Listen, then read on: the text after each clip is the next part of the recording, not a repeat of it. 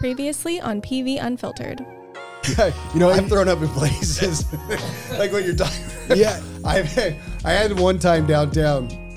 I had one time downtown where I was sitting, you know, and you're trying to, and the shots are coming, you know, and I was at my limit. Like I knew where I was, even as drunk as I was. I knew I was at my limit, but it was that one shot of tequila, and I remember, you know, like I took the shot, and it was instant. Like my body was like, dumbass. Oh yeah. You're fucking done. What are you thinking? And I tried to play it off cool, you know, like, and then pretty soon I was just, it was like, mentally it starts hitting you. Your mouth starts doing this thing. The watering, yeah. It starts going. And I was just like, okay, you know, I know it's going. And I knew what was happening. And so I did one of these. What is cannabis doing for you? Put some dog tags together, man.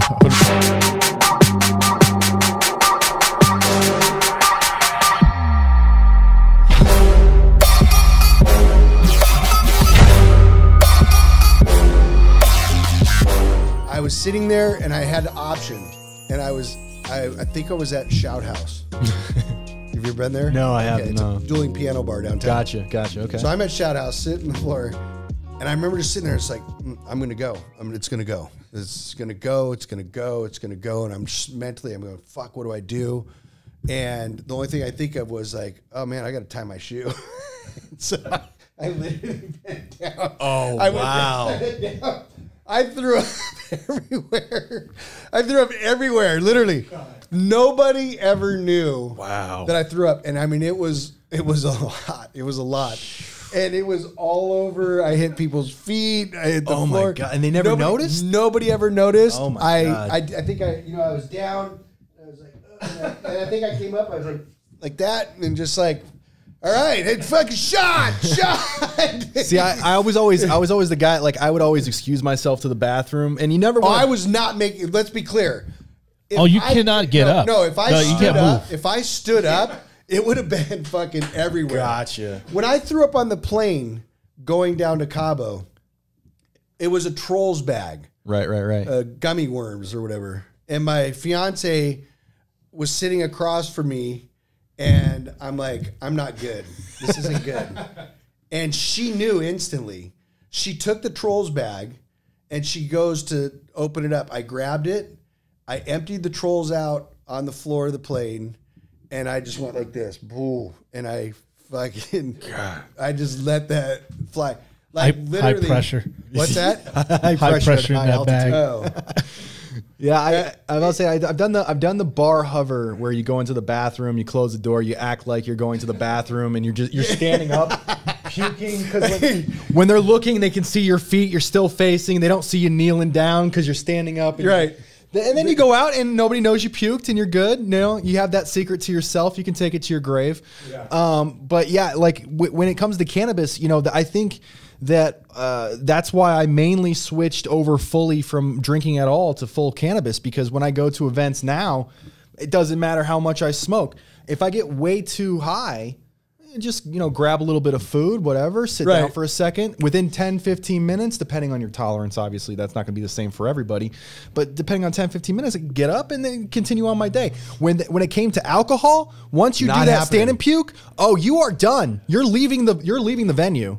You know, or you're going to sit at the venue until they force you to leave. Yeah. So, well, I mean, that's alcohol, guys. That's the part of alcohol. Literally, I regret it every single time. Like it's funny to see the videos and stuff like that, but it literally makes me sick to my stomach to think about how I was, first of all, how I was acting, and then how I was feeling for the next 2 days after that. Oh yeah, I mean, it eliminates. And I've never had that being high. Well, because I think the end all of cannabis isn't to get as you know, as inebriated as possible. It's to get the experience that you want, right? And so people are going for a very specific feeling. Whereas with alcohol, I feel like it's almost like the early 215 days where it's a race to as drunk there's no as you dosing can get. in alcohol. Oh, exactly. You know, there's nothing there. And when you say like getting high, like I've smoked as much as I could possibly smoke, just to see, like, wow, like, you know, and it's never like that. No. I'll get super high and just be like, okay. Yeah, I'm out. You can get. I mean, there's a possibility depending on if you're smoking concentrates with a high terpene profile, like you're smoking a lot of sauce. Oh, yeah. You can kind of get the spins sometimes, but as long as never been big on dabbing or any of that at all. But as long as you are able to handle what you're taking in, I think people with alcohol, because with shots, it's a little bit quicker, but I think with alcohol, it's almost like an edible situation since you're ingesting it and it's having to go through your stomach and it's having to go through your liver eventually to get to your bloodstream. People don't realize that it takes time for your body to adjust to how much you've actually taken in. Oh, no, that's why I do like 10 to 12 shots immediately. So that, yeah, I don't mess around. So you're already at the top. No, yeah, I start 0, and then, like I said, I go to 60. That happened within 3 minutes of me doing whatever it was I was doing. Right. I'm doing a bunch of shots. I'm doing that's the drinking side of it, because within 15 to 20 minutes I'm hammered. Oh yeah, and I think that people in general, I think that you'll find more people willing to accept the quote unquote overdose of cannabis than they will the quote unquote overdose of alcohol, right? You absolutely drink to an extent where you puke. I think that again, it's horrible. I've smoked so much, and I think the Emerald Cup was the pinnacle. Yeah, I think that was the height. That was my Everest, right? I had to go sit down, for a good half hour after that was done, and just kind of chill and let myself get used to the feeling that I was at. Right. But I have never had my Everest for alcohol was when I turned 21 and I was laying in my backyard puking up pink foam from chugging a bottle of vodka, right?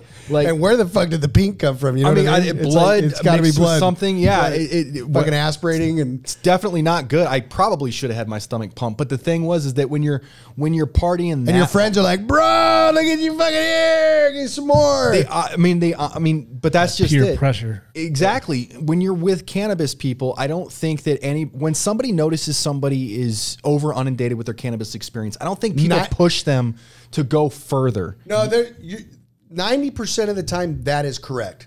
That 10% though, yeah. I've had those buddies that are like, dude, you gotta fucking smoke more.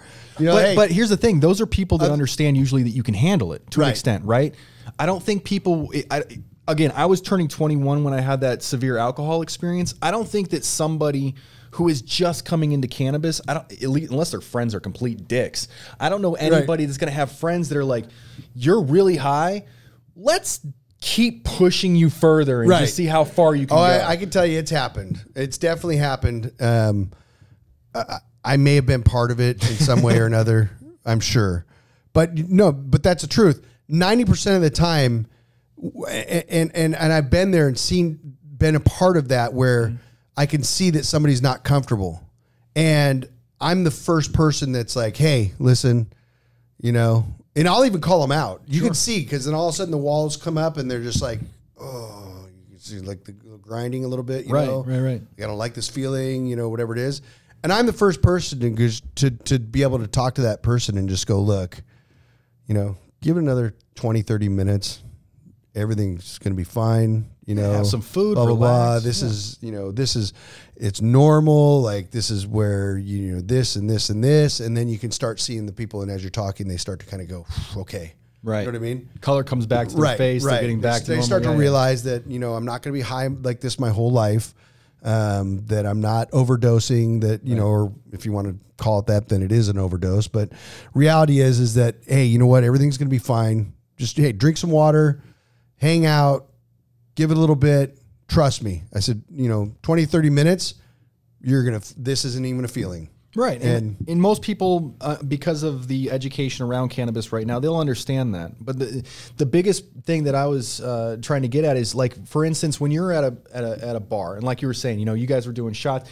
When you get drunk, you kind of encourage people to go farther, right? And somebody gets to the point where they puke. They're like, oh, just puke again. You'll be fine. Come back and have more shots. Oh, I've been there, done that. I've never seen anybody necessarily at, say, like a 215 style event where it's a consumer event and people are just going going hard.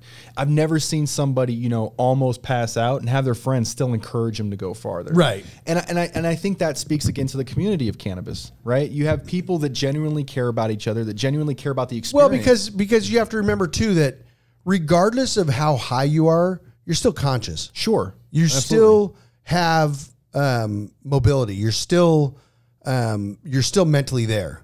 When you drink, you're not. Like, you leave the world. You're not. You're mentally, you're gone. Right. You're semi-conscious.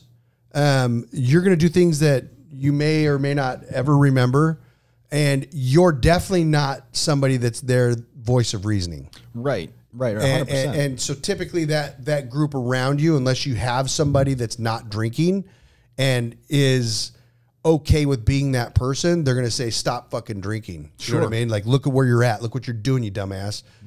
And even then, sometimes you don't have that person. They don't want to be that person. But when you're smoking, when you're getting high, everybody's in that community is typically there for the goodwill, for everybody to be happy. And there's typically not like a personal greed there, unless you're challenging each other or something stupid. But but reality is that there's always going to be somebody that is like, hey, all right, dude, you don't need to smoke anymore. No, 100%. And I think at the retail experience, I want to say, you know, again, on the illicit side, you might not have the educational aspect of the people who are actually selling the cannabis to the end consumer.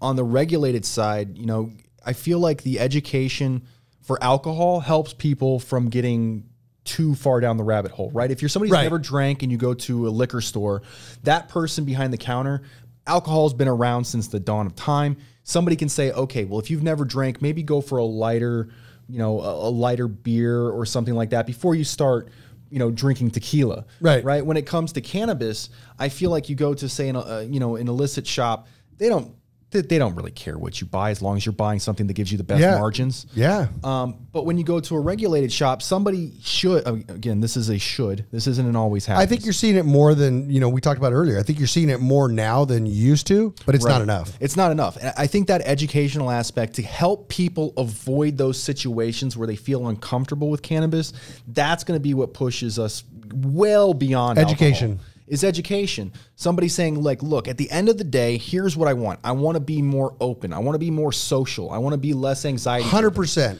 And somebody a bud tender should be able to go to them, and instead of saying, oh, this is bomb or that is bomb, they can say, this is going to solve, well, again, with medical shit, you can't really say that's going to solve it, but you can say, as an average, this should help that situation. Right. Or you shouldn't experience anxiety if you have this. And do it like this. That's the thing. And make sure you dose it this way.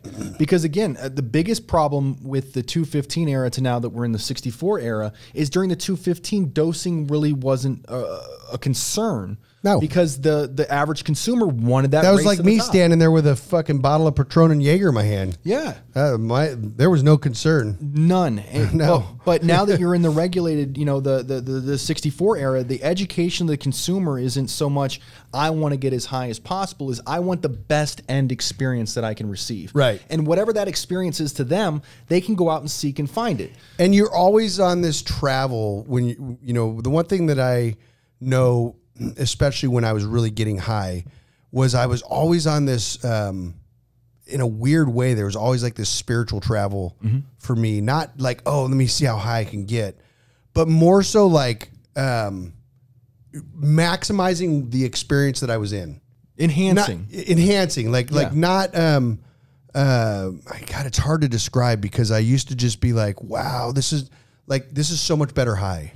Well, when you listen to music or you go to a movie and you experience it after you've smoked a little bit, right? You know, you don't get drunk and go to the movies. No, or if you, that's not happening. If you do, the goal wasn't the movie. No, there was not the movie. Yeah, you were just there to party. You know, you were there with your friends. Or you were drinking with your girlfriend. You had no intention of watching the movie. No. But if you smoke and you watch it, maybe you become introspective during the movie, or maybe you start to think about how it relates to your life. But do you know how many times I've sat and got high with friends and watched a movie and literally nobody said shit, and like you literally, like everybody was just like watching the movie, and you may fucking pass or you're over here doing your thing, right? But you know, it's like nobody's even talking because you're so in tune. If it's a great movie, you're so in tune to it that it's like you're not saying shit and nobody else is either because you're hitting that right spot. And it's like just let it go.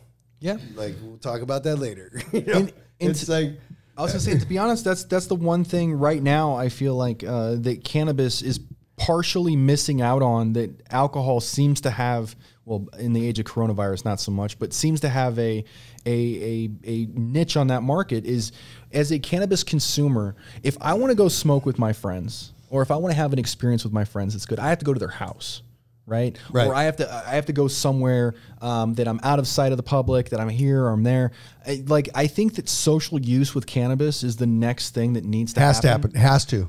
Because cannabis in and of itself, you know, I like to smoke by myself. I'm sure you smoke by yourself sometimes, but it's an experience that you also want to have with your friends. Right. It is absolutely. It's a social drug. There's a huge social side to cannabis and the experience. Like you said, it's like, bro, I can remember back in the day, dude, I went and got this new bong from Sour. It's like, wait till you see this thing. Triple percolator, this and this and that. Like, I can't wait to come over. You know what I mean? Like, it's like, then you get out and you break out some really, really good flour. Right. And you take the first hits out of that bong, you know, and it's just like, man, this is going to be great. And the one thing that I really want to see social use become, because the concern that I have for social use is I don't want to see it limited to, you know, what I sell. If I'm an integrated dispensary and I'm not just a social use lounge, right, you're only allowed to use what I sell. And I'm just like, you know, I don't necessarily want to see that, because then it eliminates part of the social aspect of it. You have to buy what I have. Right. But if I'm, like, let's say I'm a home grower and I don't want to spend that $85 an eighth, but I'm willing to spend a membership.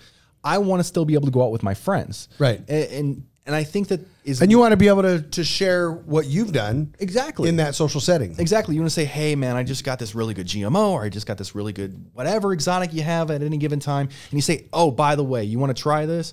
People should be able... That was one of the coolest things about Amsterdam. Amsterdam has a lot of faults, but one of the coolest things that it did have was I could go in to any coffee shop, purchase... I don't have to smoke there. I can go to a different coffee shop and consume that product there. Right. And I can say, oh, by the way, I got this or I got that. And you could start to have a conversation with people either at your table, right, or, you know, your group. Oh, what did you get? What did you get, dude? Oh, I got this or I got this. Yeah, it's being able to have those same social options. Exactly. And I'm not saying that people are allowed to, you know, carry beer from bar to bar. But the thing is that usually when I go to a bar and it's a full bar, they have the same thing that another bar has. The exact same alcohol. They do. So when it comes to cannabis, I think you have to give a little niche there where you allow people to say, okay, well, if maybe that social use lounge doesn't have the same distribution access that this other, you know, social use lounge happens, does that mean I can't go there if that's the product that I love? And as the, you know, if I were a lounge, a cannabis lounge, I would never I would never put limitations on that. Yeah. Meaning I want everybody to come in. Yeah. Just charge people an entrance fee or whatever you have to do in order to maintain your monthly nut. In order to get past that, you know, do what you have to do, but I wouldn't kick people out. No. And on my part, I would be more involved in this. How I am is in understanding, like, hey, you know what? You come in here a lot, but I don't ever see you purchase, you know, anything from what I have. What's the reason?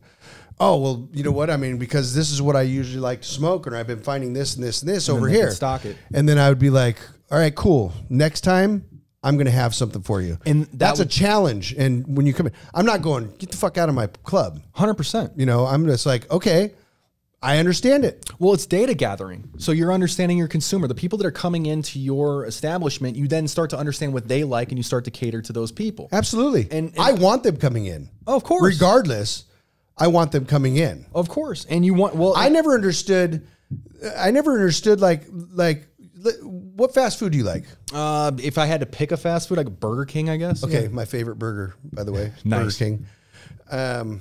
There's a skit on In-N-Out Burger that's funnier than shit. We got to pull up sometime. It's really funny. It's like, yeah, I mean, the guy starts talking about In-N-Out Burger, and he came from somewhere else, and he's in California, And his buddy's like, and he goes, so this is In-N-Out Burger. Like, it's horrible. He's like, yeah, it is horrible, but it's socially accepted. And he's like, you know, this, he's going on and, you know, it's literally talking shit about In-N-Out Burger. The fries are so overrated. Right. And that's another thing that he says too. And he's like, yeah, but you know, this is California. It's funny. You know, this is In-N-Out. And it's like, you just have to do this, even though it's horrible. You know, it's like one of those things. Now I forget where we were going. Oh, so the fast food analogy.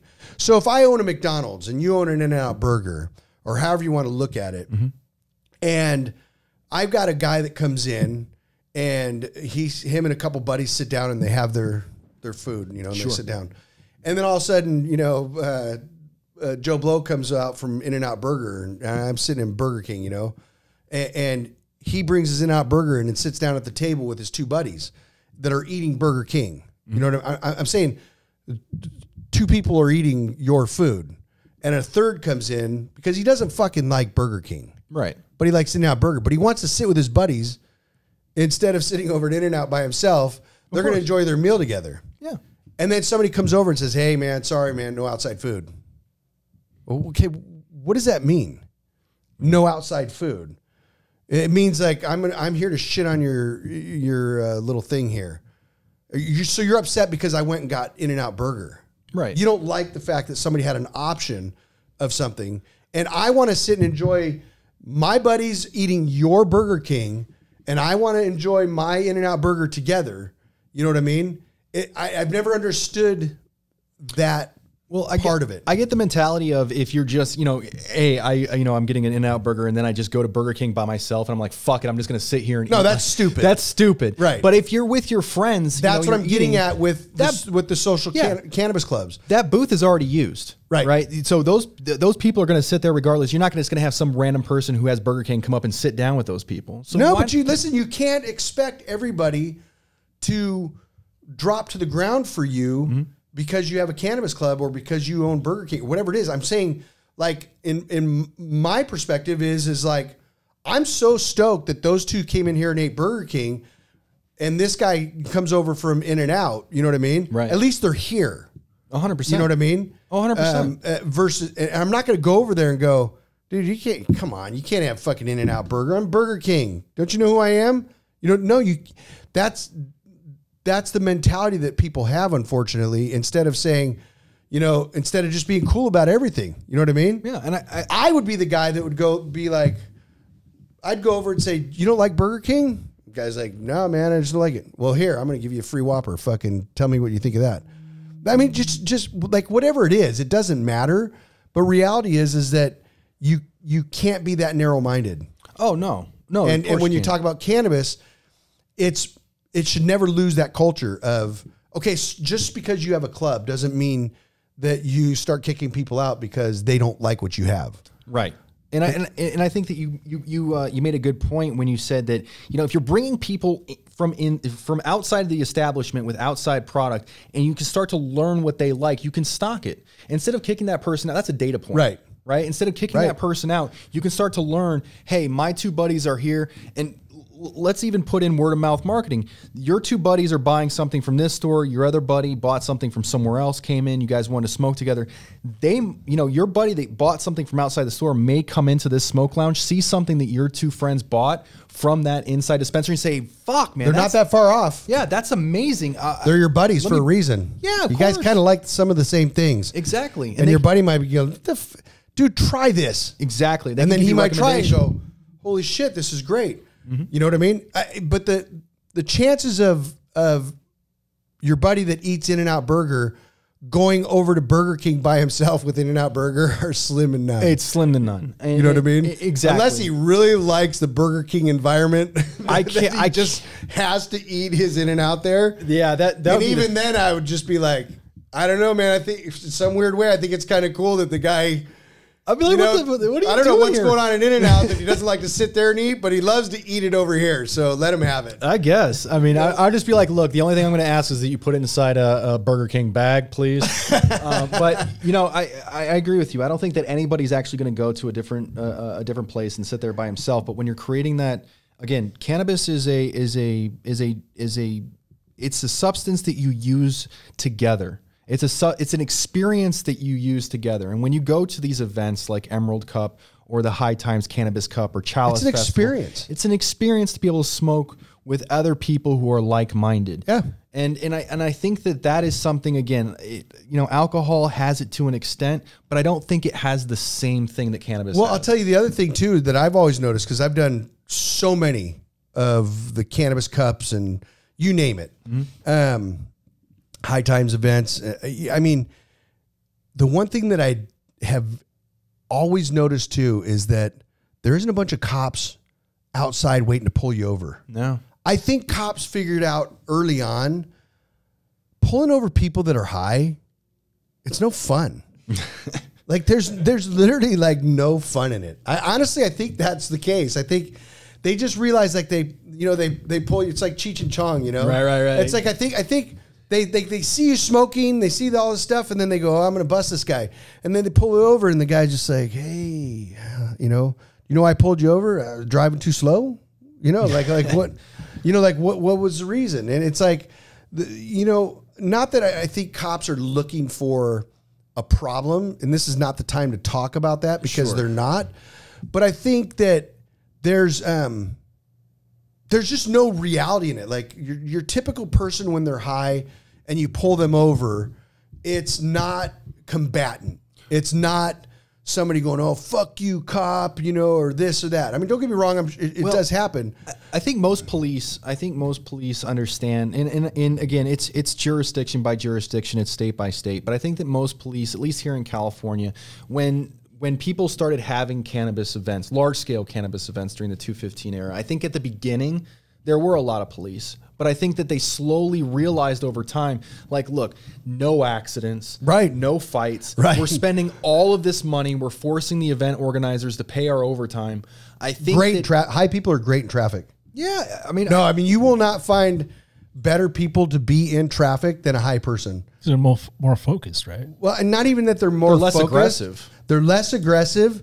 And listen, when you get high, your time expands. You have time for everything. And you could just be sitting in your car, listening to music, high, sitting in traffic, 10 feet, stop. I'm telling you, like I can remember clearly, I'm not advocating that. Sure, of course. But what I'm saying is that it's just so non-aggressive. I'm a fucking mule. I mean, when it comes to driving sober, I'm the guy that you just don't want around you. Yeah, I'm an asshole. I mean, seriously, and I'm in a big truck, and I'm like, don't you want to fucking brake check me? You know what I mean? And it's like, if you're high, it's so opposite of that. Well, it's like, get in here. You know what I mean?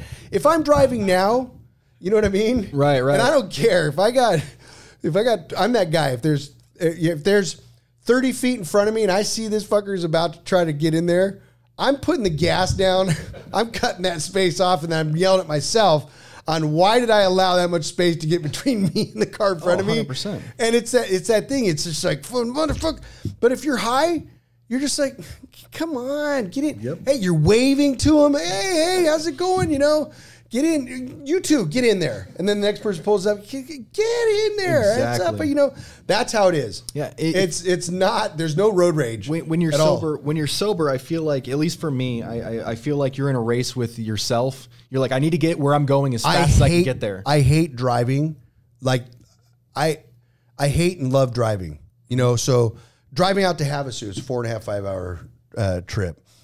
I love that drive because I don't typically see too many people. There's not a lot of traffic in that way. Sure. But I'm that guy that's literally, if you've ever been out there, you're on that one lane road.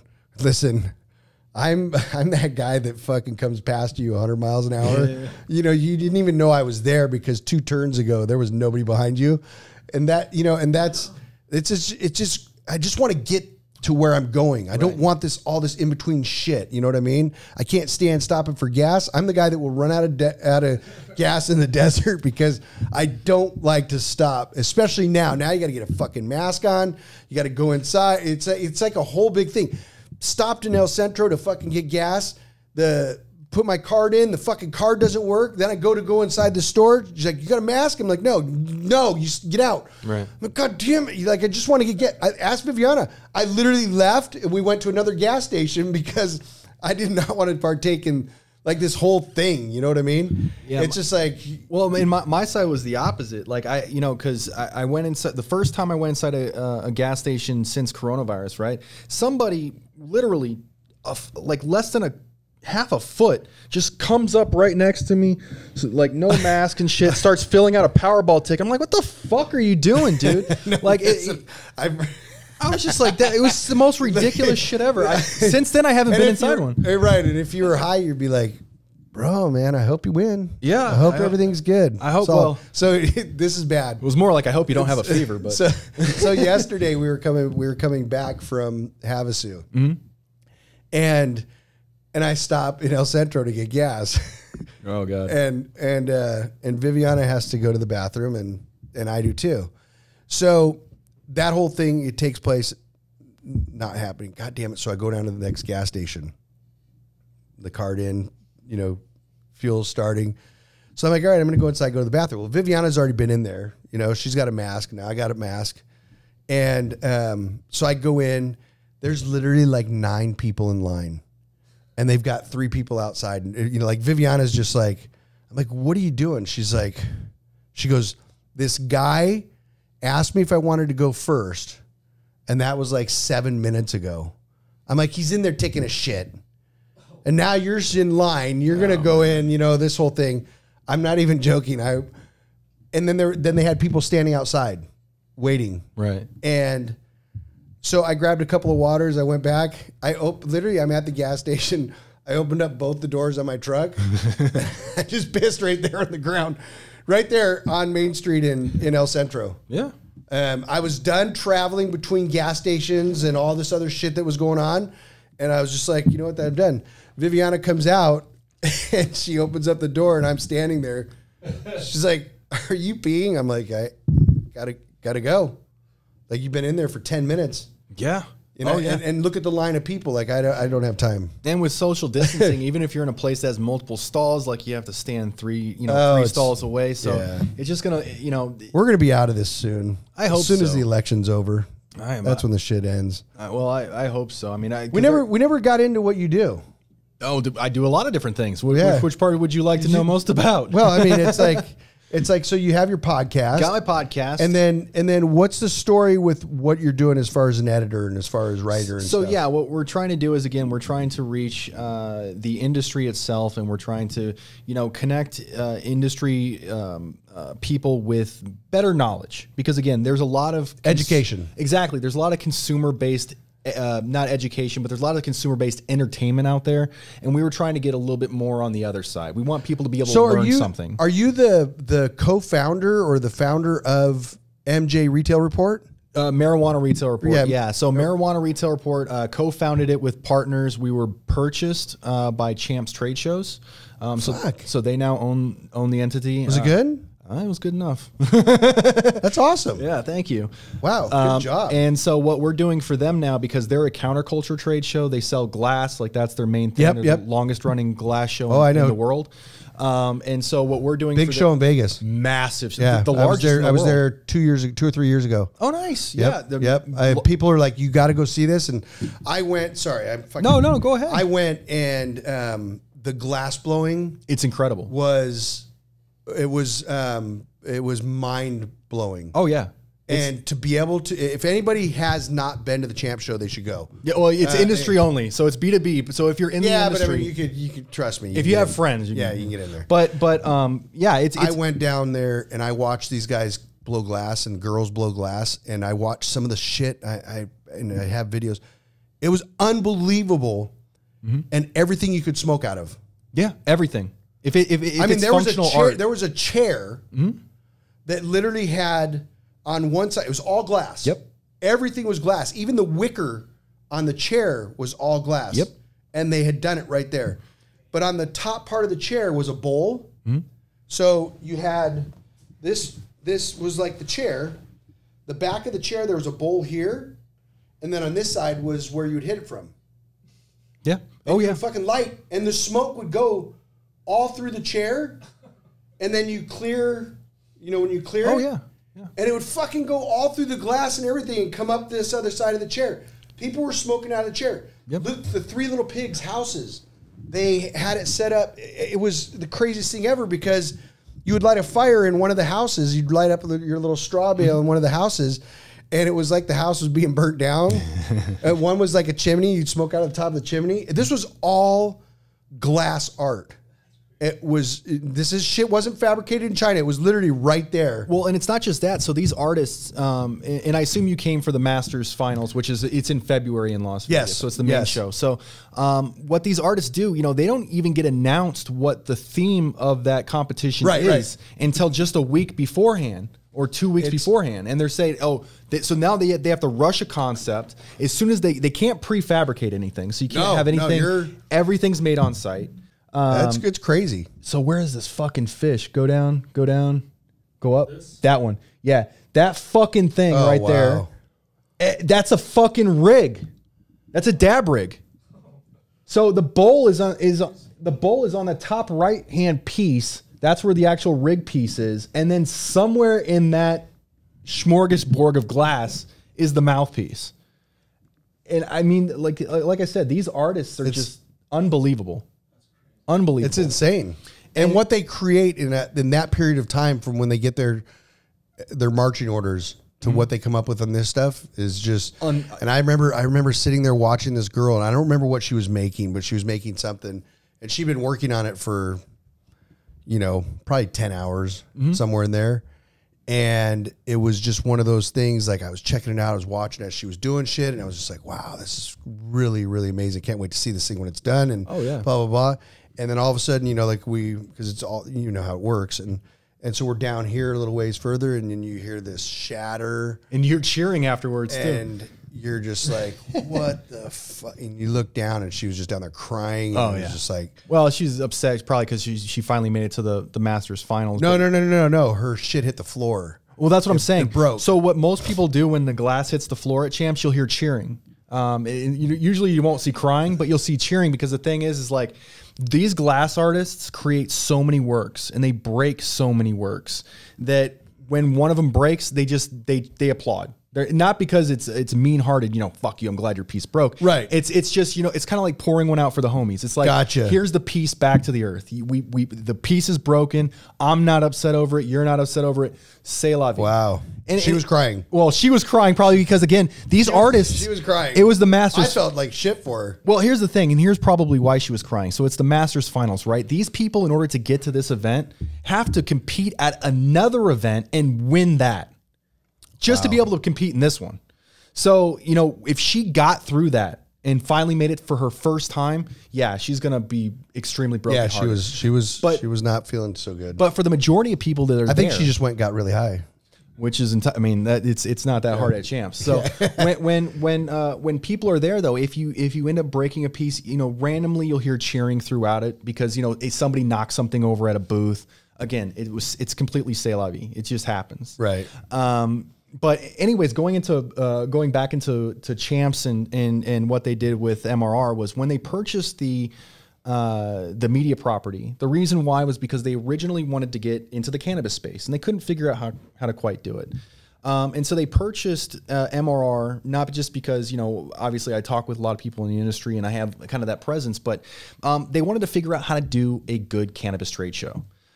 There had been a couple of entries who have tried to do B2B on the cannabis side. A lot of them not doing it so well. I think Hall of Flowers is the only one that's done it fairly decently so far. Surprisingly, really well. Yeah, and you know, again, hats off to the Hall of Flowers guys. But there is more. I take the Elon Musk approach, is that you have to have competition within the industry in order to create innovation, right? And so what we're trying to do is we're trying to do our own take on the same ideology that you want to create a high-end experiential event. You want people to be able to come, experience the plant, and try to figure out what their culture is around what they want from that plant, right? So what strains do I want and why do I want them in my store? And so what we're doing is we rented out the Empire Polo Clubs, same place that they throw Coachella Music Festival. Okay. And we're throwing our B2B event there. So we're the first cannabis event that's going to be. Was it already scheduled or? No, Okay. we started it from scratch.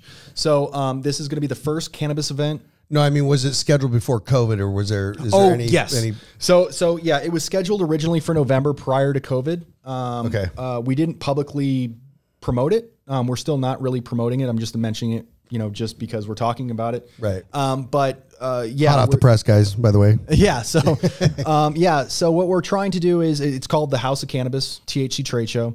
And what we're trying to do is we're trying to create, again, that experiential event at a place where it's never been done before. So Empire Polo Club is known for its beauty. It's known for its pristine. Anybody that's attended Coachella, the music festival knows that, it's unlike any other venue in the world. And we want to, again, India has never had a cannabis event before. And we are going to be the first people to throw a cannabis event, not just in that city, but in that world famous venue.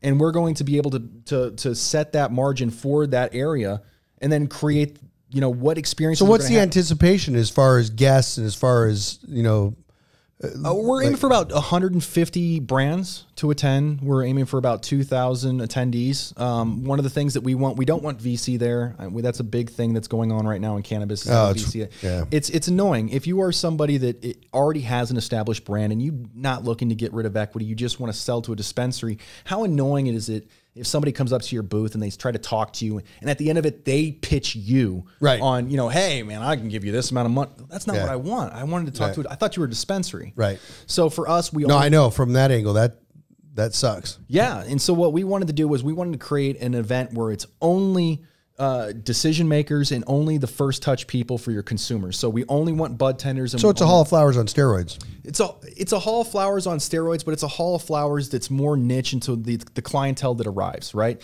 So the people that you are going to talk to are going to be the people that you want to talk to at the end of the day. And the booth price, we're aiming for about half the price of Hall of Flowers. Because again, we believe that making it so high end to where the startup brands can't participate, you're kind of limiting what the consumer market's going to have at the end of the day. I agree. Only the people that can spend $30,000, $40,000, $50,000, they're the only people who are going to get their face in front of the market. It's not really the right way to do it. You should have a So mix. How are you going to do something like that? I mean, I hope we're invited into this. Sure, of course. We'll send you the deck. Circle of things. Yeah. But how do you do that as far as limiting the number of vendors that you have? They're all hand chosen. So we're gonna allow people to apply, but everybody. Gotcha. Everybody. What a great idea. Yeah, everybody that applies is not going to get in. Fuck! I hope we make it. I'm sure you guys will. I'm gonna have to put like a mustache and glasses on. I'm already freaking out the podcast. No. So I mean, how are we gonna do this? We have a situation where we believe that if you're curating something to where the brands that are participating are the brands that people are truly looking for. You make it affordable for them to attend so that people who are just getting into the industry, who have maybe waited 2 years to get their license, they're already stretching it thin, will be able to participate in a really meaningful way. And we're also looking at a virtualized option so that even if you're worried about coronavirus, we have a stretch goal. Not a stretch goal. I'm sorry. That's the wrong way to say it. We have a pushback date to March. I think the stretch is March 20th, I think it is. The targeted date right now is November 3rd and 4th. Okay. We are at about it's kind of 50-50 as to right now whether or not it's going to happen in the fall. So Hall of Flowers is doing virtual. Correct. They're doing an Engage platform, which that virtually or non-virtually, I'm sorry, has already been done in the Pacific Northwest. So there's a trade show called Rad Expo up in the Portland, Washington, that Pacific Northwest area. And what they do is speed dating. So where you can go to a table, sit down, and within 30 minutes, you get cycled to another operator or another manufacturer. Yeah, I'm excited to see how this one's going to work. Yeah, here's the thing. I don't have a lot of confidence, to be honest with you, but I'm willing to. Well, here's the thing with cannabis. I feel like cannabis is experiential. I feel like you have to test. It's not like buying maybe glass or buying something else where you can see it and kind of have an idea of what you're going to receive. Right. No, it's a touchy, feely, smelly. You have to be able to touch the plant. You have to be able to smell it. You have to be able to take a sample of it, right? Right. And I'm not so sure that the Hall of Flowers guys have figured out that side of it. And that's why I said I'm like really, I'm willing to spend the money to see how that happens. But I think they did on our part, I believe they did a really good thing by because we had already paid, you know, for the original Hellflowers. I was so fucking excited about Palm Springs. Right. Kind of disappointed that the next one's going to be up in Santa Rosa. Santa Rosa again. Yeah. And not that I don't like Santa Rosa. It's just the fact that I think that venue's been kind of wore out. Emerald Cup up there. Well, it's hard. It's hard to get into that. You know, it's just not functional for. Well, I think your turnout would be much greater in Palm Springs or in the LA than it would be in Santa Rosa. Well, for a multi-tiered reason, right? You don't have to deal with the weather as much. Up in Santa Rosa, the weather's unpredictable. Excuse me. The only airport in the area, realistically, is the world's tiniest airport, unless you're going to fly into SFO and then drive for an hour and a half, 2 hours. You know, it's very hard to get a lot of your stuff into the venue. Yep. It's kind of hard to be able to navigate around the venue. I think that for a lot of consumer events, it works really well. I think that Southern California has an opportunity down here to do it slightly better. I think they would do it way better. I mean, nothing against Santa Rosa, but it's just not functional. That's, you know, we've done, I think, 3 Emerald Cups up there. We've done all the Hellflowers. It's not like I don't know what Santa Rosa's like. I know that place. It's the venue is the venue itself is stale. Right. So that you can't, you know, it's like putting lipstick on a pig. Yeah, it's a fairground. You can't do much more. As much money as we spend, you know, as far as our booths and everything that we have there, it doesn't change the dynamics of that venue. Agreed. And I think just like anything else, just like having the MJ BizCon, you know, at the Rio and it wore itself out at the Rio and now it's at the, you know, the convention center, which you can do amazing things at the convention center that you cannot do at the Rio as 100%. Much as they have those. And I think I think the Rio should be proud that they were able to host that and do what they did as they grew. And now it's at the convention center. You can't change that. The one thing with MJ BizCon, and I don't want to knock MJ BizCon. I'll knock them all day long. I think it's great, but it's also... Well, here's the reason why it's not great, right? So the reason why it's great is everybody from the industry's there. Everybody. Doesn't matter who you are. It's changed. There. But the part why it's not great to me is that there's so many ancillary booths. There's so much there that it's hard to find the true people, the true players. Yeah, it's miles and miles long. It is, and that's the thing. When we first started going, and when we first started doing MJ BizCon, and it was at the Rio, much smaller event, and I don't want to say more intimate, but it was very well calculated. You had a good variety of brands, a good variety of all brands. Sure. And don't get me wrong, it's still a great show, just not for cannabis. It's a great show to hang out, I think. Well, that's about it. Like the after parties. Yeah, parties. Yeah. That's exactly. And so we, you know, 2 years ago we threw the biggest party in Vegas. It was, you know, right around 7,000 people. We took a whole hotel and did that whole thing. But it's not a cannabis event anymore. No, it's certainly not plant touching. Not at all. And last year was extremely disappointing on our part. We were going to do an event and we just chose not to.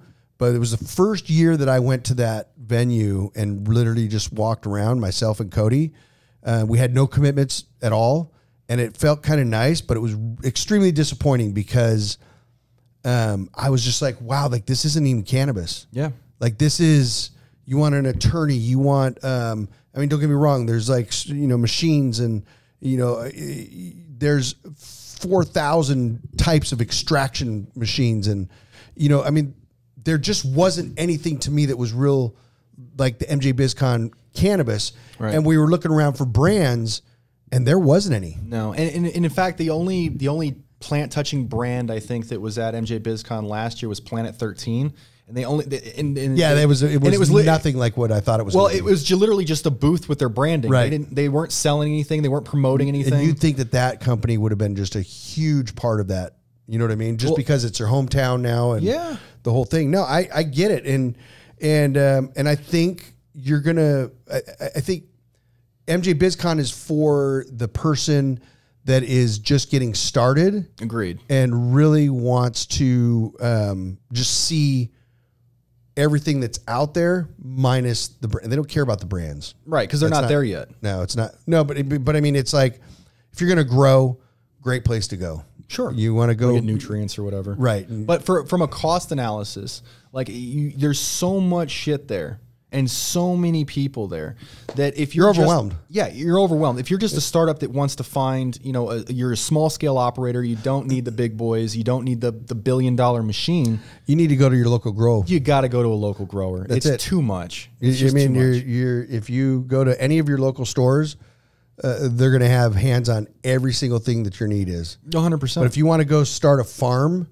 with, with 15 rings, go. That's BizCon. You're going to get a deal, and you just better have somebody that can run that side of it for you. Right. And when it comes to MJ BizCon, like I said, it has its case uses where it does succeed better than some other things. I think their seminars are probably better than a lot of the other by far. And I'm glad you said there. that, because that is the biggest thing about that is the education. Yeah, is big emphasis. I used to hate that part of it, and now that's like the biggest part is to go to the seminars, and that's where you're going to get some real verbal education. I agree, and those are hands-on people. They're typically people. There's always a good selection of people in the industry. The biggest, actually. Yeah. Absolutely. Would be the only reason that I would go to. It's the one thing they truly excel at, and I think that there is room for, like, I went to the seminars at Hall of Flowers. It wasn't that great. No, but the seminars at places like New West Summit, if you're an investor or if you're an entrepreneur trying to understand the best way to do your business, if you're trying to recreate your SOPs, like MJ BizCon is that place for those seminars. But if you are a plant, you want guard dogs, you want you want everything you can think of. From CRP all the way through, it's great for that part of it. But being in the cannabis industry, I'm just disappointed in the fact that I don't get those cannabis people to talk to. I don't get you're dealing with people that are non-plant touching companies, which is great, ancillary products that are much needed, but there's still a lot of people that want to have that conversation. Oh, you own a store. Oh, you're a manufacturer. Right. And that's what I used to love when we had booths there, was the fact that I can fucking talk. I think I found a partner in talking right now. And to be on the floor for 10, 12 hours was nothing. It sucks. At the end of the day, it's tough, but I love talking to people that have that fire, that are like, I'm getting involved in this industry, and to be able to kind of help them, and they listen when you tell them, like, look at it this way. Don't look at it that way. Do this. I'm not an expert in everything, but I can tell you that I've done enough in this to understand that, if you do that way, you're going to fucking lose, right? A ton of money, right? And you're going to learn a lesson. But if you do it this way, there's just so much fun in that part of it, and that's gone. Well, I think that people originally, they wanted to see everybody succeed together. We all rise together kind of thing. Right. Like people, so they want to share, hey, I did this or I did that. And that's kind of what, helped me get along. And in going to the podcast side, that, I think that that's what I've learned talking to people throughout the industry, is that the people's origin stories and understanding the pitfalls that they had, how they created their SOPs, how they decided to manufacture, create their business, what marketing plan they had when they were rolling out. Like, that helps a lot of these new upstart people kind of jump over the pitfalls that because there's nothing there. Right. Like, I can tell you for myself, I've heavily believed, when I was in the flooring industry, like, I heavily believed in a pathway.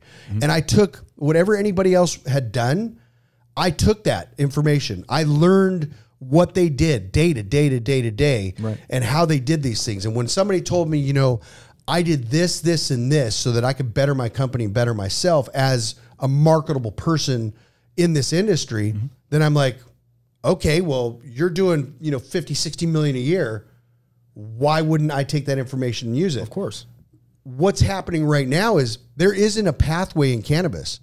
So what we're doing now and what you're doing is your experience is now in the book, and you have your own encyclopedia of what's happening for you and what you're doing in the industry, so that when you're talking to somebody, have the option to be able to say, look, I can save you some time and headaches because this is what I was doing when I was doing this, this, and this. 100%. And I found this to really work, and I found this to not work at all. And it's the same thing for us. I mean, I can guide people within reason of what my knowledge is based off of true actions versus hypothetical situations where I was in the very beginning. Oh, what if we did this? 100%. Or what if we, if we're extracting and we're going to extract with this, what if we did it like this? That cost me $100,000. That cost me, 15,000. It's like, now I have a bit of a track record. And I think this is where wisdom comes into play in life in general. And the fact that we don't have that path, we're now kind of have a little bit of a path behind us that we can now kind of talk to people and go, look, I did this, I went through this, and it didn't work at all. And, then people kind of trust what you're saying. And I think that action starts to take, root, and it starts to, it's like carving a trail. Of course. And I think that's where we're at right now. Well, and I was talking to Burner last week, and that's Cookie's brand. Right. So I was talking to him last week, and one of the things that he mentioned as far as operator education that he saw that is the biggest problem is that, like, look, we have these social use license, or not social use, I'm sorry, with these social equity licenses that are coming out here in California and other places. And what you have is a situation where a social applicant will come up and try to apply for a license that have never been in the cannabis industry before at an industry level, have never maybe started a business before aside from, maybe selling a couple sacks on the street or something, and they want to get into legitimate business. Burner said that the one thing that these partners, he was mentioning one of the Cookies locations up in San Francisco, the best thing that a partner can do in a social equity applicant situation is not just give the keys over to the person and say, run your business. It's, hey, I've been doing this for 10 years, or I've been doing this for 15 years at an executive level. I know what I'm doing. What I am doing here is I'm setting you up to win. I'm making sure that I'm walking you through the SOPs, the pitfalls and the failures that I had as an operator. And I'm making sure that you don't experience those same pitfalls and failures that I had, because success breeds success. It's a franchise. Yeah. Take Burger King, take McDonald's, take, any of them. And that's why anybody, and not necessarily anybody, but can walk into a franchise like that. And if it's done, they're not going to let you fail. Yeah. So they're invested in you. It's in their best interest that you succeed. Exactly. Yeah. So I really believe that, I think that's going to become hopefully a new paradigm with the social equity. I've seen some, obviously in LA we have our problems right now with the social equity applicants, but what I would like to see happen is a lot of these operators that are bringing on these new scale licensees, that they can walk them through the process, give them good SOPs. Needs to happen. Teach them how to progress, because these guys are the next generation, right? They're the people that are going to take over soon.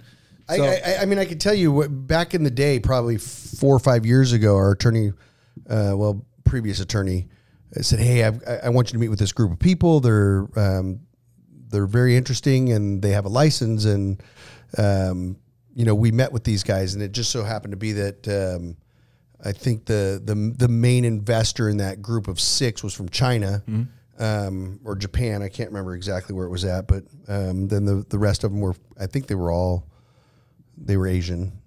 And we sat down and talked, and they had a license in Pacific Beach, and they were looking for some capital. And it's like, well, we've already invested. I think at that time they had invested $700,000-800,000 into that project. And we sat there, Cody and I sat, and we had talked and listened to him. I think Cody was there. Yeah. And they were saying, oh, we got this and this and this, and they were going through this whole process. And I said, well, run me through your process. Like, what do you see? And they started, with, oh, the store's going to look like this, and this is what the store is going to, blah, blah, blah, blah, blah, it goes on. And nowhere in there did anybody ever mention anything about cannabis. They talked about this, and they wanted, we need about $1 million, and this is going to do, $25 million a year, and this is what we're going to do, and this is our percentage, and this is what we're going to make. And nowhere in there did anybody ever talk about cannabis. And I said, just a question. I said, how many people at this table smoke cannabis or use cannabis? Nobody. Yeah. I said, okay. I said, no, I'm not against that at all. How many of you have ever? Nobody. I said, okay. I said, where are you going to get your cannabis from? Oh, they kind of looked at me like, well, what do you mean? We have a license. It just comes. It's like, at that time, you had to understand, like, even then, you had to have relationships. Right. Like, you didn't just wake up in the morning because you had a license, people were selling you cannabis. Oh, yeah. It truly wasn't that easy. Or at least not the best. Or the best. Right. But that was only one aspect of why I was asking him. The main reason I was asking him is because not one of them knew shit about cannabis. Not one of you put shitty flower in front of them versus the best flower. They had no clue. Who in the group is the buyer? And they kind of like looking at each other like, well, who's going to buy your cannabis stuff? They kind of looked like confused. I said, guys, listen, let us save you money. We'll give you what you've invested into this project, and you can walk away whole, and you will not have lost a dime. But I promise you, if you continue down what I'm going to tell you is a rabbit hole for you guys, you're going to lose every bit of money that you get or have put into this. Oh, yeah. Into this business. It's a sinkhole. And they looked at me like I was an idiot. Like who the fuck am I? I just pulled the rug out from underneath. And I said, listen, guys, I'm being honest with you. I wouldn't partner with you. There's no knowledge here at the table at all. And you may be great, obviously, at what it is that you normally do, but this is cannabis. It's not a fairy tale. You're not going to walk in and throw a couple dollars at something and it's going to make you millions and millions of dollars. I said, you just don't have the knowledge here. There's nobody here. And I'm not saying because you don't use cannabis, you can't sell it. Oh, there's people that study it. They don't smoke it. Right. Yeah. I'm saying the fact of the matter is that you left out the key important item in your business plan. Knowledge. And yeah, I mean, cannabis. Yeah. You mean, I understand what you're here in your mind, but you're down here in reality. Right. And you don't there's no connection between the two for you right now. And so, I'm just saying the smartest thing you could do is sell this license and move on. And walk away. Yeah. And they kind of looked at us like, all right, whatever, you fucking idiot, And 2 years later, and Janet, which knows this group really well, 2 years later, they had soaked up another $1 million plus and burnt through that and lost their license. Oh, yeah. So, well, that's another big thing is make sure that wherever you're operating, you also understand compliance, because cannabis is one part of it. But if you don't understand compliance too, you're screwed. I mean, it's a package of attorneys and knowledge, and it's not just like, hey, I've got $1 million. This isn't an easy industry. No, it's not an easy industry. It's a fun industry, but it's not an easy industry. It is a very fun industry. It's exciting. It's not easy. It's not a get rich quick scheme. No. I mean, everybody looks at it as, it's cannabis, and it's not. I can say that there's a lot of people making a lot of money on the illicit drug side or on the illicit market. Sure. But not here. No. Well, when it comes to, and here's the thing, even on the illicit side, I mean, if you're a complete idiot, you're probably still not going to make still money. An idiot. But when it comes to the cannabis, like, it's such a diversified product and it's such a diversified offering that, even if you understand one aspect of it, if you don't understand the complete package of it, you're still only going to be able to operate in one aspect, right? So let's say you understand flower, but you don't know shit about concentrates, you don't know shit about vapes, you don't know shit about edibles.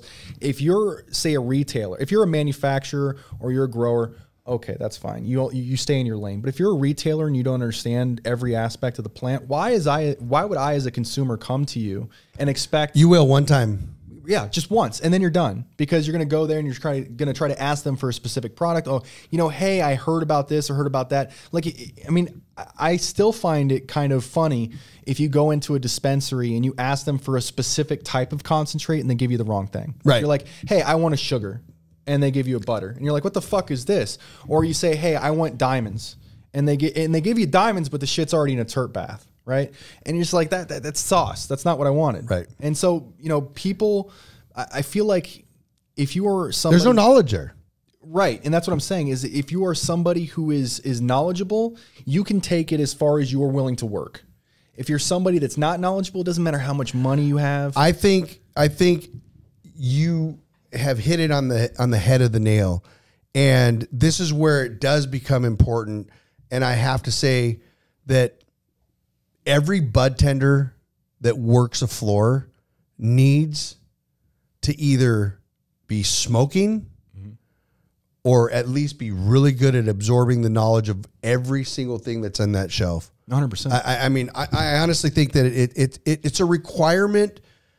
That my belief is that it's a requirement for a bud tender that they should be consuming on a regular basis. Yeah, well, here's the thing with your bud tenders, especially your managerial bud tenders, the people that are leading your bud tend team. Like, these are your first points of contact with your customer base. And if these guys don't get it right, why should your customer assume that you'll ever get it right? Right? If they're not going to. Yeah, they'll go somewhere else that maybe has a more knowledgeable bud tender. They'll get a better experience. They'll never come back to your store. They're already looking for mermaids and unicorns. Mm-hmm. And so it's nothing to just pass you up because that wasn't even a flicker of glitter at your place. Yeah. You know what I mean? They just go, whatever. Yeah, you know what I mean? There's so much knowledge on the consumer side of it that, not that it's challenging, but it's at that point where consumers they're looking for the whole experience. And to walk into a store and have a bud tender that doesn't know shit try to tell you that you're wrong or try to pull one over on you.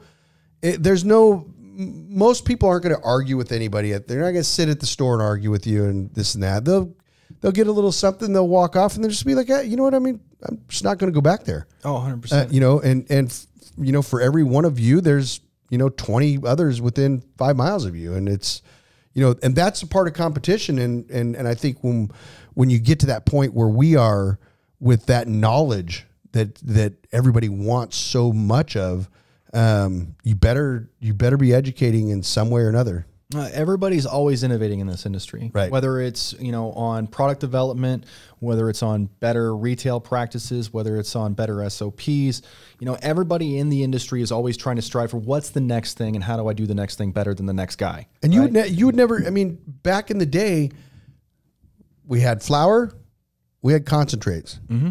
And concentrates consisted of hash, like full melt. Yes, nothing crazy. Then we got into, like, when we went into full extraction, and then now it's like butter, diamonds, sauce. I mean, it's like everything. It keeps going, and there's a different aspect to all of it. Oh yeah, and I mean, there's stuff that I still don't believe exists, but I know that it does because I've actually used it. Like I've used weed inhalers. Like, I like remember. asthma and shit. Oh yeah. Like the old Listerine strip, THC strips. Oh yeah. Like, I mean, and like I said, when you have alternative cannabinoids coming on the market now you're going to see, like, what's the next thing that's going to come out? And you THCV don't strips? Realize it, but exactly, it's there. It literally is there. It is, when you think that it can't evolve anymore, it does. Oh yeah, dude. And that's just it. I think that, tech and cannabis have a lot in common in that sense, is that the companies are always pushing each other to create and innovate. Right. And I think that is to the betterment of the consumer base. As long as the consumer base gets to be the beneficiary of that knowledge, this industry will always be redeveloping and recreating itself over and over and over again. Yeah, absolutely. It's like, what's the difference between live resin and live rosin? You know what I mean? Well, like, it's like, that's where we're at now. Right. You know what I mean? What is whole plant? I mean, it's like, there's so many different things that are required as a store to the consumer. And so that marketing side that people have with these products, you better have something to back it up. Well, and just think about that research and development. Think about that technology, right? Like what was it for that guy to say, hey, I think I should flash freeze a plant before I do extraction. I think I should keep it frozen. And then what's that next idea? Like that's what every company out there. We were doing that at our store. We weren't doing it. We were getting at one point, because juicing the plant was like something that everybody thought, oh, this is gonna up and come. Have you ever tasted the juice of the plant? Yeah, okay. It's pretty. Let me tell you something. Yeah. I like wheatgrass, but the juice of cannabis, there's a lot of things that are required to you have to acquire a taste for. Yeah, and that's it, because it's literally making me fucking. I don't know what it is, but it just it doesn't. It's almost like having acid on your tongue and just like this. It's just not good, right? But we thought we were going to get caught in this revolution of juicing. Well, but that also comes into the product development side as far as like people understanding the way that the plant actually operates. So when you have a grown plant, it's mainly THCA. You eat it and you don't decarboxylate. It's not going to be an active necessarily product. So like, I mean, people understanding, just the acidic form of a cannabinoid and how to activate it. Like I think that there are things on the forefront that should be coming out. I'm very curious to see what they are, what the next thing. We all are, dude. When I saw diamonds for the first time, I think it was Guild Extracts that did it. Maybe 4 or 5 years, maybe it was 5 or 6 years ago at a High Times Cannabis. Was it that long? Yeah, it was a while ago. And because I remember when they had it, I thought I was going to go to jail because I bought it. It was $100 a gram. Right. So it looked like crack. Yeah. And when the guy came up to me and he was like, hey. He was like, this is a high-end extract, kind of explaining the way that it was processed. And I was like, am I doing the mind build first? Yeah. And I was like, am I going to get arrested for this? And he was like, look, I also have naturally derived terpenes. So what he did was he took some OG Kush and put it onto the diamonds. It kind of created a sauce, and it did create a sauce. And the reason why he did that was he said, like, look, man, no cop in the world is going to arrest you for this product when he smells it. And I was like, okay, that kind of makes sense. Right. But, now you go up to a cop and you show him diamonds. He knows what it is. But 5 or 6 years ago, he had no idea. That could have been crack. That could have been meth. That could have been anything. And you're going to be hanging out for a bit. Yeah. Oh, like yeah. Until that little mystery is solved, you're hanging out. Until he can figure out why that's testing for THC and it's not testing for crack or whatever it is. Cocaine. Yeah. Whenever that he, but the thing is that I think that every single time the cannabis industry redevelops itself to that extreme, I think that that's kind of what we're going to see. We're going to see a situation where you're going to see a product that you literally can't explain. That doesn't look like cannabis anymore. How exciting is that? You know what I mean? It's extremely exciting. And that's what's great about this industry is I think you're a techie person. I try to be, yeah. I have a feeling that you've got a fucking game chair. I do. I have an Xbox, PS4, gaming PC. Yeah. I figured that. So it's like watching the new things come out.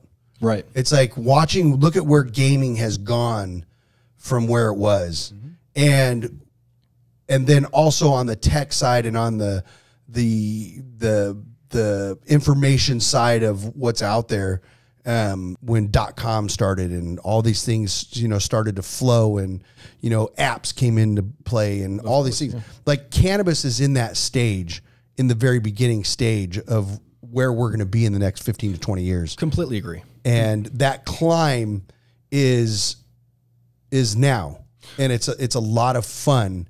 And as you turn the corner each time, there's something, it's just a boo. Yeah. Like I mean, and what's the old saying? Sufficiently advanced technology is indistinguishable from magic, right? So you have you fucking lost me. Did it keep you, Tommy? So you. So you have a situation like think about it this way. Like say you have an iPhone, right? Or here that's some 1337 stuff, right? Yeah, like you got a Galaxy Note 9, right? If you would have taken this back 20 years ago, 30 years ago, 40 years ago, this would have been magic. And I think that you're going to see that same thing in cannabis. You're going to see technology advance so far in the industry that you're going to be like, how in the fuck is that real? Well, but that also goes into a little bit of being a good executive, right? Being a good CEO and understanding what the market is ready for. So I think that the number one example, at least in the trailer that I saw, was Google Glass. Like, I think that Google Glass is technically the future in a sense. I think that augmented reality is going to be the future. Right. I don't think people are ready for it. When it comes to innovation, you know, a lot of the people in tech that I've noticed, you know, they all go back to the story. I mean, everybody knows what vaporware is, right? You're selling something that doesn't exist. The most famous example that I know of vaporware is Bill Gates, right? When he came in to IBM for the first time, he didn't have an operating system. Windows didn't exist, but he sold them an operating system. And to me, that was the biggest example of somebody that had an idea, didn't know how to make it. That's general magic. Yeah, he didn't know how to put it on paper. Thankfully, They there didn't was either. Well, and thankfully there was Xerox and a couple other companies in which Bill Gates was able to kind of usurp those technologies. And again, like, you had a situation where people didn't know that the GUI was going to be the future of, you know, they didn't know, oh, general user interface. People need to be able to use computers on the consumer market. Like, people can't use all these punch cards and everything else. Right. Same thing with the mouse. Oh, okay, well, I can't inject code for everything I want to do. I want to be able to scroll around. Like, all of these pieces existed, but nobody had the foresight of the vision to say, let's put them all together. Let's create an individualized singular system, and then let's put that out. And I think that's where people like Bill Gates and other tech visionaries, I mean, again, we're just on the forefront of that. We are, I think, in the 1980s equivalent.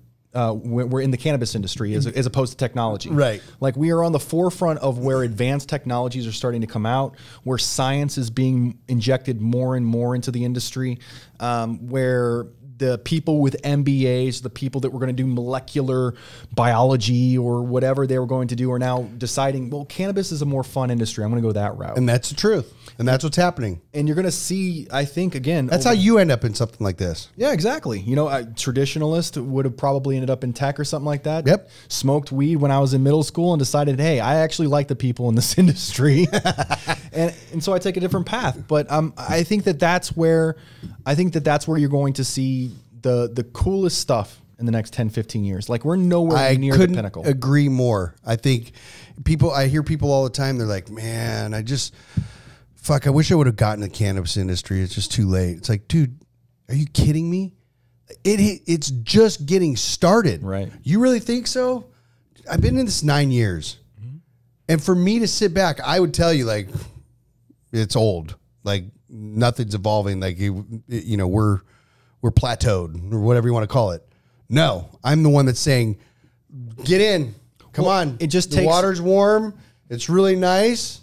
You know what I mean? It's like things are starting to happen. Well, it literally takes the industry to push itself forward. So, for instance, you see the Netherlands, right? Since the 1970s, the Netherlands were on the forefront of cannabis. The greatest growers, the greatest geneticists on the sativa side. There was nothing else out there. Nothing else out there. Nowadays, if you're a cannabis connoisseur, is Amsterdam or no, you don't even Holland fucking get seeds there anymore. Yeah, exactly. It used to be the seed pit of the world. Exactly. And it really was, but not anymore. And I think that's because they got to a point where, I mean, there's still some land races and still some strain, you know, and still some genetic stuff on the sativa side. But for the majority, the industry there has stayed a narrow path as to what they expect and what they have. They're just happy. They're happy. They're content. Right. I think that it takes people who are hungry. But you would think, you know, especially from the guys coming back in the day with the seeds and, you know, with the genetics and all that, at that time, that would be like a general magic. Like, they were so far ahead of their time, and everybody used to import seeds from Holland. Mm-hmm. Everybody imported seeds from Holland, and then you started to find out that people were doing so much better, you know, and the genetics were getting so strong here that they weren't growing, and I mean, in the way of they were cool with it. It's kind of like that quarterback in high school, you know what I mean? That didn't go any further than that. Oh, yeah, he's still wearing his Letterman jacket. But he's still wearing his jacket. Yeah. You know, and he's still talking about that fucking touchdown pass that he threw in the 1987, you know, conference championship game. Right. Yeah, and he's stoked. He's like super happy. It always reminds me of Napoleon Dynamite, the uncle. You know? It's like he's stoked, And that's what he lives on. And let him be. Sure. You know what I mean? And I think that's where Holland is in the fact that they're trendsetter and they didn't really want to go much further than that. Right. And I don't think there's a lot of restrictions there on he pulls him up. God, I love it. I got to be Jamie Vernon from Joe Rogan. I'm that guy. Love it. No. Speed so Google. But I think that's where we're at now, is that we're getting into some really exciting times, and that's what keeps myself, and I'm sure just like you and other people in this drive. And it's just like, fuck, what's around the next corner? Like, I can't wait to see it. Yeah. Everybody's excited. Everybody wants to know what, and I think that people are starting to get excited about genetics again. There was a little bit of a lull when we started to lose some of the old school strains. People are starting to get back into that again. I don't know what the next step for cannabis is going to be. I know that it's somebody much, much smarter than me, such as like General Magic is going to be the ones that come up with it. But as a consumer or a connoisseur, like I'm very excited to see what that person's going to bring to the forefront. And that's why we're all here. Yeah. The other question though is what about you? What's next for you? Well, so as far as COVID-19 is concerned, next for me is going to be the trade show. But as far as COVID-19 is concerned, whether or not we get to throw it in November at Empire Polo is going to be up to the state. We are again prepared for the March pushback if we have to. We're creating a virtual. So at least you have that. We have it. We are in bi-monthly discussions with the Polo Ground itself about updates regarding the COVID-19 situation. One of my very close friends who's on our team to do this show, he works with Keck School of Medicine at USC. He's on the team for Los Angeles as far as their strategy for opening up. So we have a little bit of insight about. So you get a little insight of what's happening. About what's going to happen coming down the pipeline. So we're preparing that way. But we're still optimistic at this point. Should it not occur, again, we're going to try to have a virtualized option. I think the same way that everybody else is kind of doing right now. But again, we really feel that cannabis is an in-person experience, and we're hoping that we're going to be able to do that.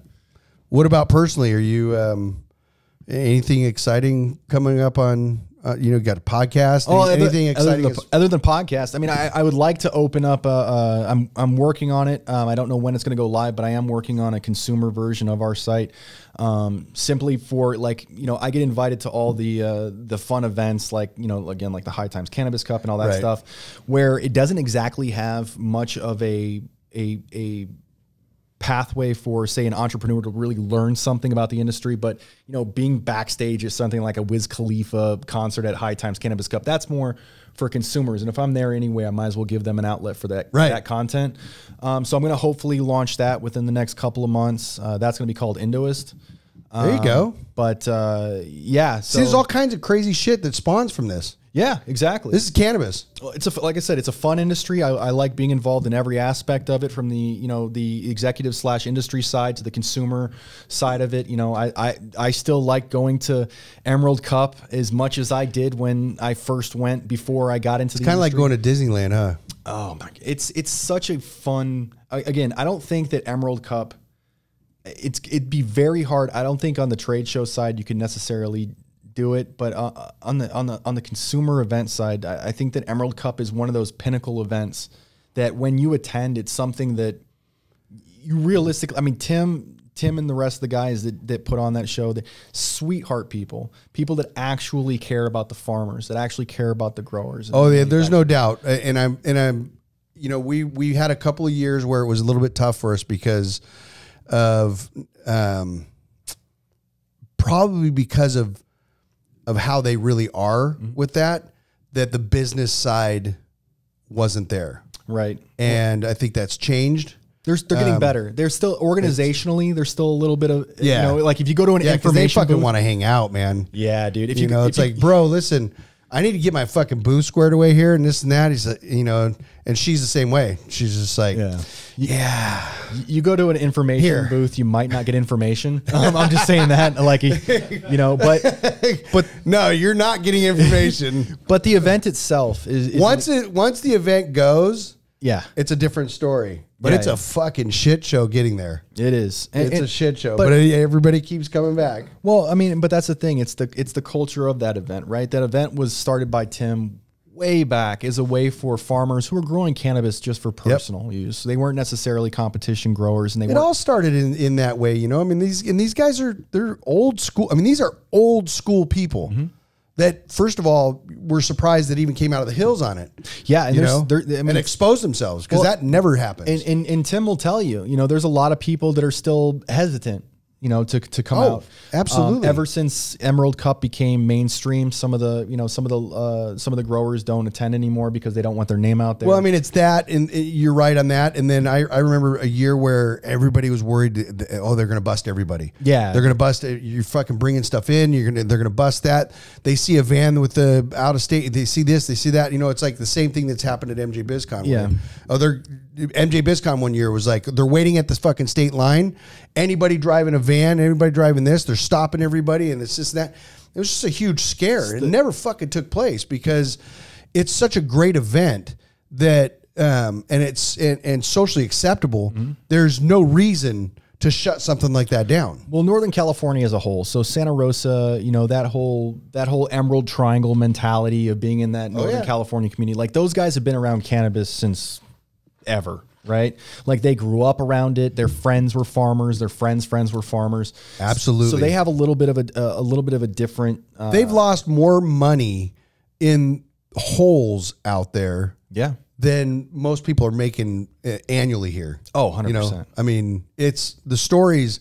You know, I've been up in Garberville, and not the greatest place to be. No. You know, but I've had to deal with stuff and sourcing trim and whatnot. And the stories and you would never imagine until you're out there and you see like the old timers.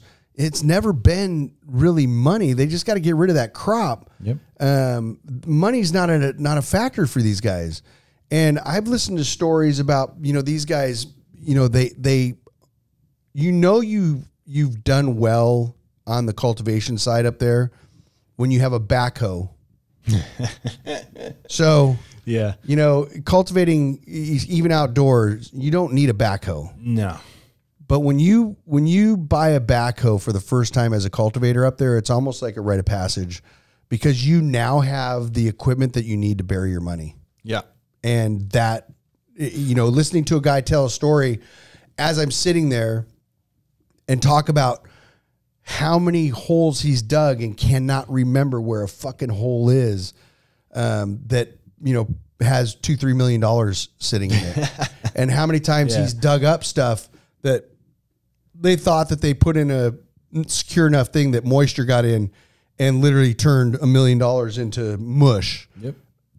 I've heard these stories and I've seen pictures and I've seen sites, and it's just, well, you know, and that goes into, and so understand those years and years of family tradition of not being exposed and nobody knowing who you are on the hill is there. And then all of a sudden licensing comes up and you pop your head out and it's like, well, wait a second. Wait. Well, no, I'm not ready for this. That was the biggest thing when even 215 came out, was a lot of the operators didn't want to go ahead and get a license because the thing was they thought it was the weed maps thing. Oh, it's like, I'm going to sign up for this. It's a hit list. Yep. All they're going to do is we're giving ourselves, turning ourselves in, guys. Mm-hmm. And I think that a lot of the mainstead operators have kind of, again, the mountain men, I don't think you're ever going to get them, a lot of them, to come down. They have no reason to. They have no reason to. And they wouldn't want somebody else to tell them what they can do with their farm anyway. I mean, it's not only that, it's the fact that they have made so much money in this industry that why would I now expose myself and take less? Right. And well, that's the big thing is I think that people need to, again, licensed or unlicensed. I think that things like overtaxation, being able to not deduct regular business expenses via 280E, I think that these things are what are the big danger zones for cannabis. Like you said, you know, you're burying cash in holes up in the mountains. Yeah. Down here, you know, if you want to pay your taxes, you're driving. I'm not burying. I'd love to have some holes. You know what I mean? Like if you're, I'd GPS my shit. Oh yeah, put it well, on fucking, geocache it. Yeah. If you were somebody who is, you know, somebody who wants to operate within the industry, say in a major metropolitan city, you're not in a mountain, you know, you're driving tens and thousands of dollars of cash down to the city hall and, you know, cardboard boxes and stuff like that. Stuff needs to end. It needs to go away. There needs to be a way for people to do real banking, because the second that you can do real banking, you become a real industry. People can then, you can have investments from banks. People can take loans that aren't. Imagine. It would change. It would. I mean, and I'm not talking about credit unions giving you loans. I'm talking about major top tier banks. Yeah. Chase Manhattan giving you a loan for a New York operation, or you're coming out here to Southern California and Wells Fargo gives you seed capital to Good luck. Start up. Yeah. Well, nowadays, yeah, of course, because it's a risky investment for them. They want to get in. Right. They just can't. And that is one of the innovations that I want to see change. I want to see regulators redo what banking is for this industry. It's got to happen. It seemed to happen a lot quicker for alcohol. I want to see. Yeah, good luck. I want to see it happen for us here in cannabis. You know what I mean? Absolutely. Well, shit. Yeah. Well, that was a Tommy. Where's the fucking tap? Or is there like a tap out, or is there like a at some point? Look, I think we're at a 4-hour mark. Where are we at? I looked up the longest podcast, and it's actually 36 hours. So let's keep going. Okay. We're gonna break that record. Galina was sending me that. I would need to get medicated first. We're gonna fucking wow. So no, we are in 3.5 hours. That's nice. Good. That's good shit. That'll edit up real nice. You get about 3 hours and 45 minutes out of it. Is there anything else you want to add into this? You know, I mean, anything that you have, your podcast, anything up and coming, you have to make sure and get it to Tommy. right. Somehow get it to him, because he'll put it through, you know, on this and a full contact on that end of it. But literally, you know, marijuanaretailreport.com, conversations in cannabis, which you can also catch on Marijuana Retail Report, THC trade shows for the House of Cannabis. You can go to www.thctradeshows.com. Hopefully, again, we get to do that in the fall, assuming I just found out about it, but I think I'm pretty pumped. Yeah, I'd love to show. I'll send you over our pitch deck, and I'll send you over some of the drone footage that we took from the venue, so you can see how beautiful it is compared to, say, you know, Santa Rosa. But you know, we really think that there's an opportunity here to create a really experiential cannabis event that people can be proud of when they leave. They don't feel like they came to an event, they're stressed, they're tired. We want people to be able to leave and feel like they went to a club. It's so crazy to watch what other people are doing in this industry. You don't have to be fucking touching the plant. You don't have to, you know what I mean?